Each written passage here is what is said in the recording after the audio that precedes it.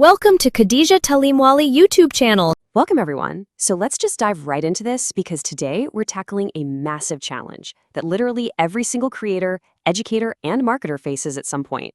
You guessed it, creative burnout. In this explainer, we're going to unpack the fascinating science and strategy behind curing that really heavy mental fatigue, and we'll look at how to build a sustainable bridge straight to your audience's hearts. And well, their search bars too. We're going on a full journey here, starting from the depths of your internal mindset all the way out to your external algorithmic success. Let's get into it.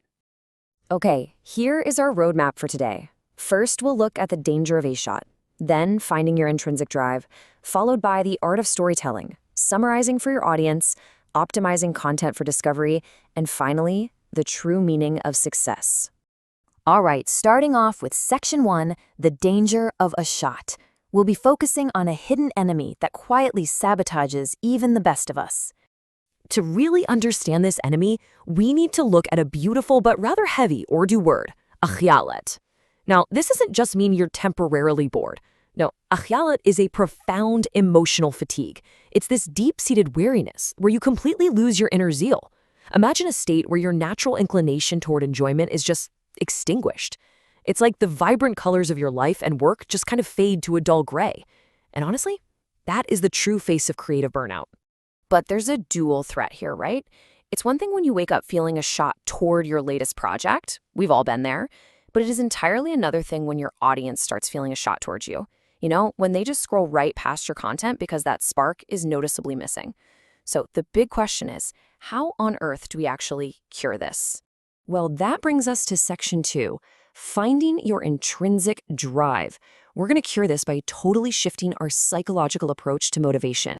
According to author Daniel Pink's research, we've actually been doing motivation completely wrong. For years, we've relied heavily on motivation 2.0, the classic carrots and sticks approach. Think of a teacher promising an A+ or threatening an F. Pink points out that sure, while this works okay for routine tasks, these if-then rewards actually strip the enjoyment right out of complex creative work. And that is exactly what ultimately causes a chot. What we actually need is motivation 3.0. This is an intrinsic drive that fuels our natural, innate willingness to learn and solve problems straight from the inside out. Pink breaks this intrinsic drive down into 3 really powerful pillars: autonomy, mastery, and purpose. So first up, autonomy. Look at the software company Atlassian, for example. They gave their developers 24 hours of total freedom to just write whatever code they wanted, with whoever they wanted. The result? Dozens of incredibly creative solutions and a massive spike in engagement. Okay, second is mastery. The Swedish shipping company Green Cargo shifted to monthly one-on-one coaching. They did this to ensure employees were always working in the Goldilocks zone. Tasks that aren't too hard, not too easy, but just right to keep them constantly growing. And thirdly, purpose. Sheryl Sandberg famously started every single Facebook meeting by restating the company's mission. And why do that? Because connecting your daily grind to a much larger purpose provides the exact activation energy you need to push right through that fatigue. So when you manage to unlock those 3 drivers, you don't just get some temporary spike. You get a highly sustainable upward trajectory in both productivity and engagement. And that, my friends, is exactly how you defeat your own internal akashat.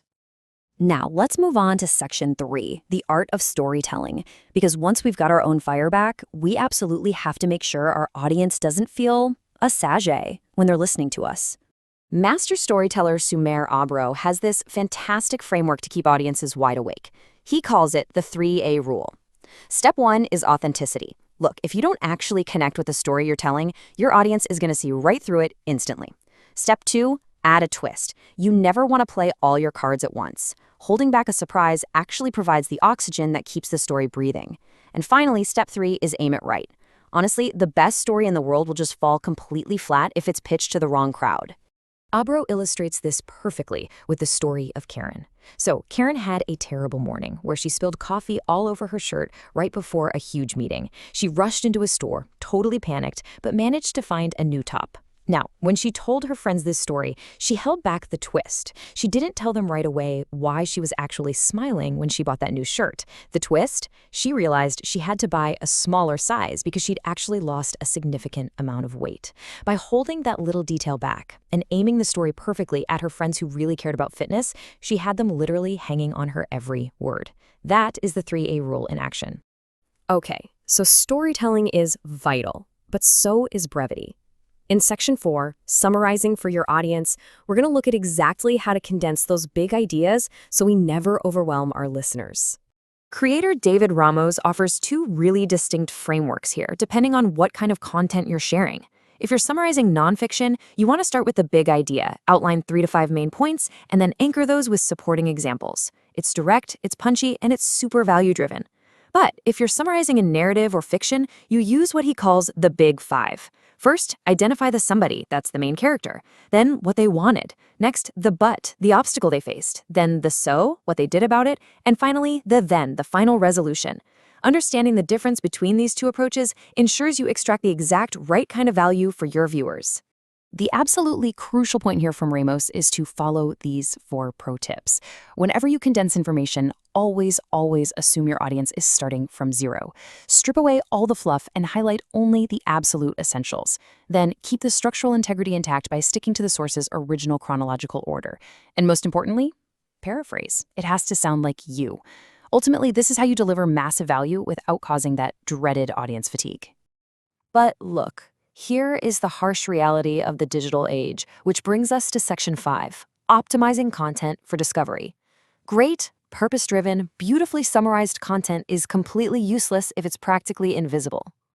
So, this is where we have to leverage the machine. According to the SEO experts over at vidIQ, there are highly specific best practices to translate your intrinsic purpose into actual algorithmic discoverability. You really have to hook both the viewer and the algorithm by putting your primary keywords in those incredibly crucial first 2 to 3 lines. You know, the ones that are visible right before you have to click that Show More button.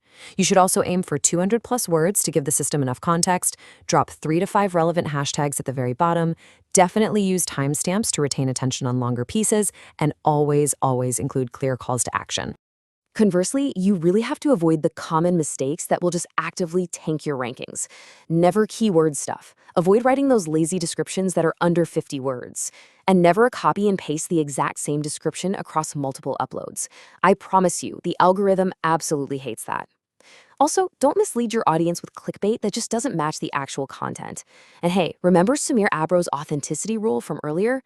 Don't use a robotic, overly formal tone if it totally betrays your natural speaking style.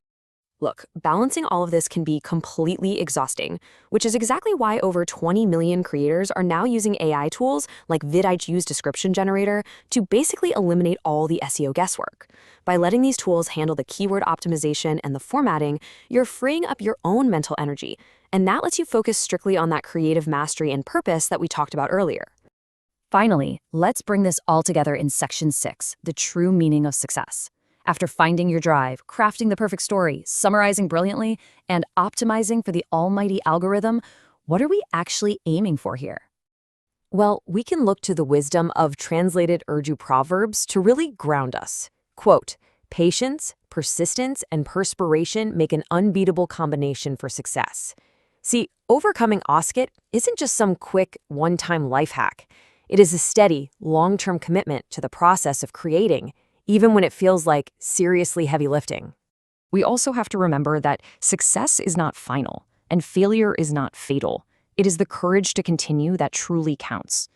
On the creator's journey, the viral hits and the inevitable algorithm misses, they're completely normal. They're really just stepping stones. What actually matters is that intrinsic drive pushing you from the inside to keep making, keep sharing, and keep learning. So we've walked through how to defeat that really deep emotional fatigue. We've talked about how to unlock your autonomy, mastery, and purpose. And we covered how to format and optimize your message so it actually gets heard. So I want to leave you with this one thought. Now that you have the tools to cure a cot, what purposeful story will you share with the world next? The audience is out there right now waiting for your authentic voice. Thank you so much for joining me on this explainer, and I absolutely cannot wait to see what you create. Thank you for watching Khadija Talimwali YouTube channel.